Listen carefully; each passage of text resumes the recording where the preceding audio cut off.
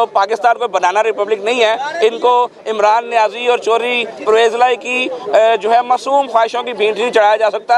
आपको याद है कि लाहौर हाई कोर्ट ने इनकी इस दरख्वास्त को इतराज़ लगाकर गुस्से से मुस्तरद किया था कि आप जुर्माने के साथ मुस्तरद किया था कि आपने क्या तमाशा बनाया हुआ है, आप कैसी बच्चों वाली दरख्वास्तें लेकर आ जाते हैं। तो इंशाअल्लाह ताला बाज़ लोग होते हैं कि जिनको इज़्ज़त रास नहीं होती और ये लोग भी उनमें से एक हैं। अच्छा भाई साहब, ये बताएं कि क्या आईनी बहरान नहीं पैदा हो गया?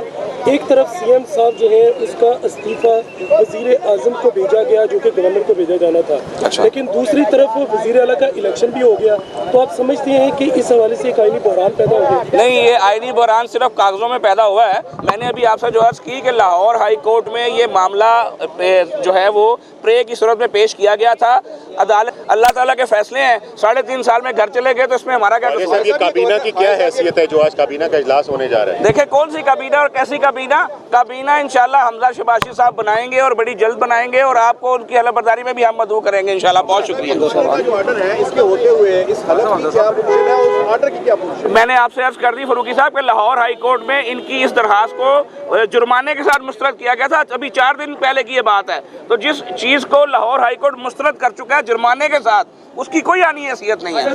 पंजाब ने रेंजर्स बनाने के लिए समरी वजीर आला ईवान सदर भिजवा दी है, इस पर क्या कहेंगे अगर रेंजर्स आ जाती है? देखिए गवर्नर पंजाब माजी का हिस्सा बन चुके हैं, उन्हें शर्म करनी चाहिए और घर जाना चाहिए। अब घर जाने का